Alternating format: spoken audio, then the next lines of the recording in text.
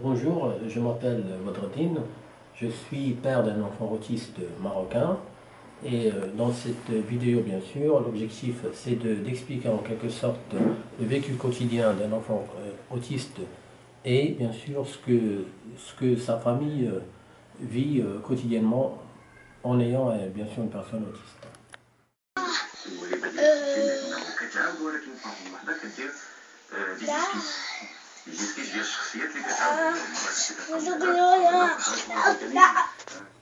Donc merci Badreddine.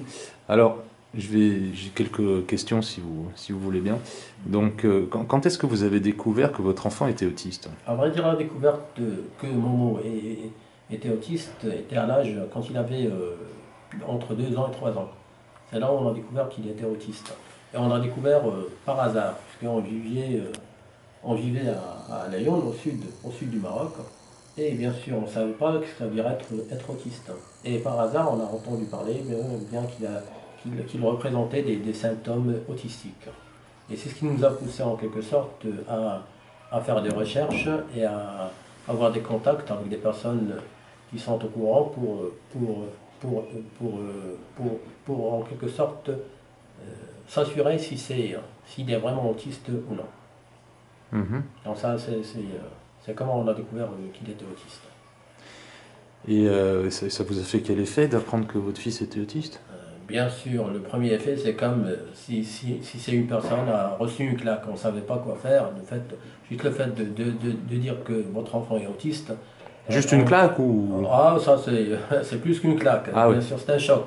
Voilà. C'est un choc que ça soit, bien sûr, c'est un choc psychologique, puisqu'on ne savait pas que ça veut dire être autiste.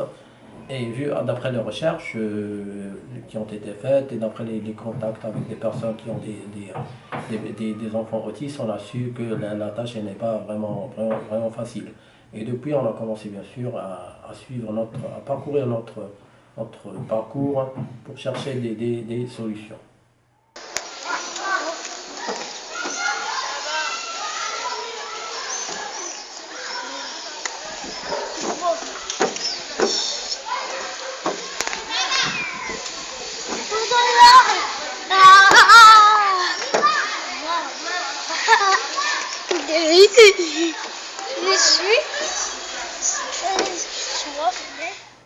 Et qu'est-ce que vous avez fait ensuite alors? Ah, c'est un long périple, bien sûr. C'est le début d'un long voyage qui a commencé, bien sûr, par faire le diagnostic. Et pour faire le diagnostic, on était obligé de se déplacer, bien sûr, de Lyon jusqu'à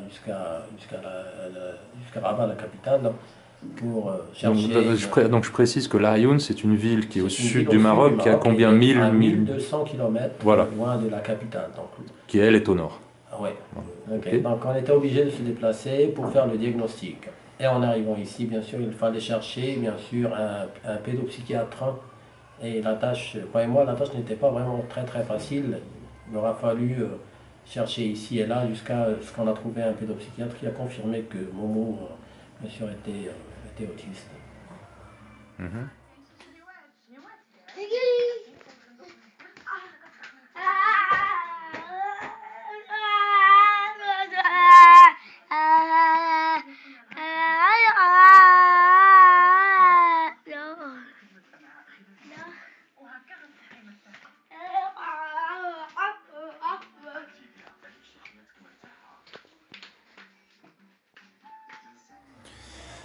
Et qu'est-ce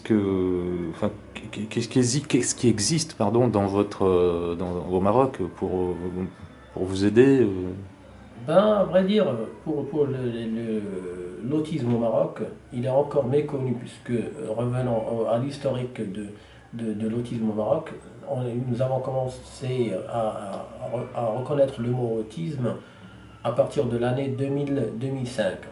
Et à partir de 2005, bien sûr, il y a eu la constitution de pas mal d'un petit nombre, jusqu'à nouvel ordre, d'un petit nombre d'associations qui essaient de militer et bien sûr, de défendre les droits des enfants autistes. Mais je parle au niveau de l'infrastructure que ce soit pédagogique au niveau des écoles publiques, au niveau du ministère de la Santé et au niveau de la prise en charge par le ministère de l'Entraide et de la Solidarité, il y a encore du travail à faire. On a fait le premier pas, mais il y a encore un long chemin à parcourir. Je pourrais peut-être préciser comment j'en suis venu à vous rencontrer. C'est simplement, je passais à côté d'une librairie dans Rabat, et puis j'ai vu une affiche avec la photo d'un enfant. Il y avait écrit, enfin il y avait même pas, il y avait écrit autiste, mais moi j'ai vu écrit juste tiste. Il y avait quelque chose qui cachait devant, et ça m'a donné comment dire, je me suis dit qu'est-ce que c'est? C'est peut-être autiste justement. Et puis il y avait un numéro de téléphone. J'ai appelé, et puis c'était vous, et puis voilà. Et c'est là, vous m'avez dit que vous aviez le... Oui, l'affiche, je l'ai, c'est celle-ci. Voilà. C'est l'affiche, elle représente le titre, bien sûr, du roman témoignage que j'ai écrit, et qui s'appelle Momo, je m'appelle autiste, je suis. Vous pouvez peut-être nous... Oui, juste pour vous donner une idée, en quelque sorte, générale du roman. Le roman Momo, je m'appelle autiste, je suis, c'est un roman témoignage dans lequel j'ai donné la parole à Momo en tant qu'enfant autiste. Et bien sûr, l'objectif c'était d'expliquer en quelque sorte au lecteur d'une manière générale et bien sûr et aussi au ministère, et faire passer le message au ministère concerné, le ministère de l'Enseignement, de la Santé, le ministère de la Solidarité, pour qu'ils prennent en considération bien sûr la souffrance des enfants autistes au Maroc. Et j'ai donné la parole à Momo où il explique bien sûr, d'après le roman, j'ai essayé d'expliquer en quelque sorte d'une manière simple et facile le quotidien d'un enfant autiste, vu sa relation avec ses parents, vu bien sûr son intégration dans une classe intégrée, vu comment il est pris en charge au niveau de l'équipe pluridisciplinaire qui malheureusement, on a encore du travail à faire ici au Maroc, qui n'existe, disons, il y a beaucoup de travail à faire au niveau de la formation des ressources humaines. Et c'est en quelque sorte, c'est une image générale d'un enfant autiste au Maroc. Et quand vous dites roman, c'est quand même très réaliste que ce que vous écrivez. Il n'y a pas vraiment, c'est pas inventé. Un roman normalement c'est des choses inventées. Là c'est la réalité que vous décrivez, c'est un témoignage. C'est la réalité, c'est un témoignage. Voilà. Un témoignage où bien sûr, où j'ai essayé comme je l'ai dit auparavant, de donner la parole à Momo. C'est lui qui parle au nom des enfants autistes au Maroc. Et si vous pouvez peut-être donner des exemples de la vie quotidienne ou des difficultés, ou je ne sais pas, moi, pour qu'on se figure mieux ce que c'est que la vie d'un jeune autiste, la famille, enfin le quotidien, je ne sais pas si vous avez... Oui, justement, pour parler des difficultés vécues bien sûr au quotidien, bien sûr, ce sont des difficultés mutuelles, que ce soit pour l'enfant autiste lui-même, vis-à-vis bien sûr de son entourage et par rapport à la société où il vit, et même pour les parents, qui malheureusement, bien sûr, vu le manque d'infrastructures de prise en charge étatique, donc les parents se trouvent dans l'obligation bien sûr, de mettre leurs mains dans la poche pour financer tout ce qui est, bien sûr, éducation, tout ce qui est santé, tout ce qui est prise en charge en équipe pluridisciplinaire. Pour l'enfant, bien sûr, en tant qu'enfant autiste, en tant que parent, on essaie bien sûr de faire de notre mieux, même si bien sûr il y a, je dirais concernant le nombre des enfants autistes, d'après les statistiques, d'après les instances étatiques, on dit qu'il y a 60 000 cas au Maroc, et d'après les associations, il y a plus de 300 000 autistes au Maroc. Moi, ce que je dis de toute façon, qu'il y ait un cas ou deux ou trois, bien sûr, on doit le prendre en charge. Il doit être pris en charge par l'État. C'est pas facile quand même. Même en France, on a beaucoup de problèmes. C'est vraiment difficile. à peu près, il y a à peu près 1% d'autistes, hein, théoriquement. Donc le Maroc, c'est 33 millions, je crois, maintenant. Donc Ouais, effectivement, 300 000 ouais. autistes, ça paraît plus proche de la réalité. Mais et au niveau, bon, en dehors des problèmes, je dirais, de prise en charge par les services publics, est-ce qu'il y a d'autres choses dont vous pourriez parler? Peut-être le regard de la société sur votre enfant, est-ce que ça se passe bien? Est-ce qu'ils Oui, bien comprennent sûr. peut-être? Est-ce que... Oui, au début, parce qu'il y avait un problème, c'est qu'au niveau du regard de la société, c'était vraiment très très facile de faire savoir à l'entourage que notre enfant était autiste. Ah Vu bon? qu'il est méconnu jusqu'à nouvel ordre.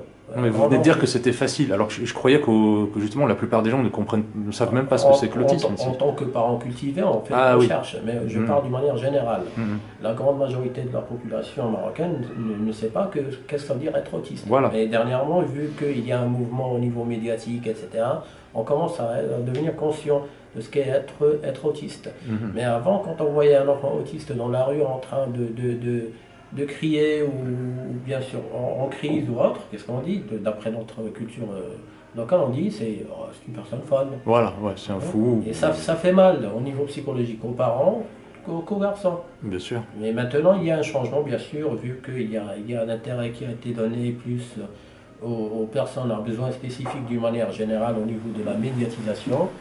Et de notre part, on essaie bien sûr de sensibiliser à notre façon, bien sûr, l'entourage et toute personne ayant une personne à besoin spécifique. Et par exemple, qu'est-ce que... Bon, là, malheureusement, il n'est pas là, il est en vacances, donc on Ouais. ne peut pas faire autrement. Mais qu'est-ce qu'il fait de ces journées? Enfin, comment ça se passe? Est-ce qu'il y a des méthodes? Est-ce que... Oui, donc, oui, vous l'avez mentionné, c'est que malheureusement, il n'est pas là. Momo, il est en vacances, il en profite.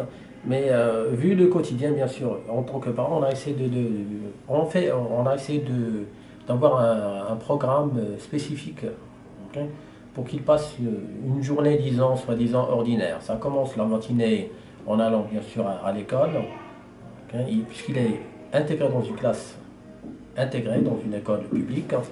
Quelle classe? C'est en quelque sorte c'est un projet de classe intégrée, géré par une association dans Ah un ouais. établissement public. Mhm. Et il passe la demi-journée à la classe.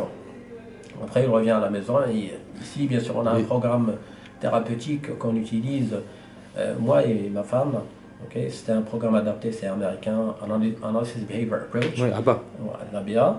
C'est bien sûr. avec des petites Oui, des des classeurs, avec pictogrammes, les scratchs. oui, des D'accord. scratchs, des pictogrammes, Et ça etc. marche bien, ça avance.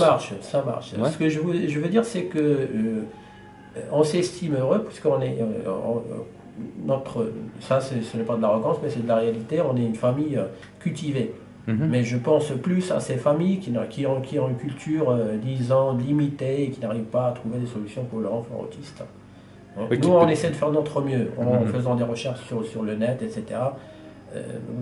Notre objectif, c'est en quelque sorte d'atteindre une certaine autonomie, qu'ils sachent ok, s'habiller, se nourrir. On ne cherche pas grand-chose. On ne cherche pas à avoir un miracle. Mhm. Ce qu'on cherche, c'est juste qu'ils soient autonomes. De toute façon, l'évolution, c'est toute la vie. On peut toujours évoluer, apprendre. On a vu des gens, par exemple en France, qui au début, ils étaient quasiment condamnés, et puis finalement, il y en a qui font des conférences maintenant, hein. Oui, justement, oui. Ouais, Même ce c'est qu'on pas, je cherche- dis pas que c'est obligatoirement possible pour tout le monde, mais quand Ouais. même, il y a toujours un espoir. Non, on garde espoir. Ouais. C'est ce qui on garde espoir, ce qui nous donne plus d'énergie pour travailler plus avec notre enfant. Et donc, comment vous voyez l'avenir de votre enfant? Ben, c'est une question, elle est un petit peu vraiment délicate. Ok. L'avenir, on ne peut rien prévoir, mais nous, en tant que parents, on essaie de faire de notre mieux. Et on espère bien sûr qu'il y aura une vraie collaboration au niveau de la société, au niveau de l'État elle-même. Parce que les parents, à vrai dire, et tout en toute franchise, c'est que les parents, nous en tant que parents, on n'en peut plus financièrement. Parce que c'est un fardeau. Ouais, ouais, on connaît bien ça aussi en France, malheureusement. Bon, moi, là, vous parlez du Maroc, moi, Ouais. je parle de la France puisque Ouais. je suis français.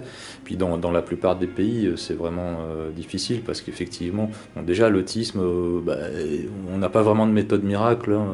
C'est déjà une énigme. Enfin, c'est moins une énigme pour nous, pour moi qui suis autiste, mais c'est malgré tout très difficile de faire quelque chose pour ça. Personnellement, j'ai pas de baguette magique pour faire parler un enfant. Ouais.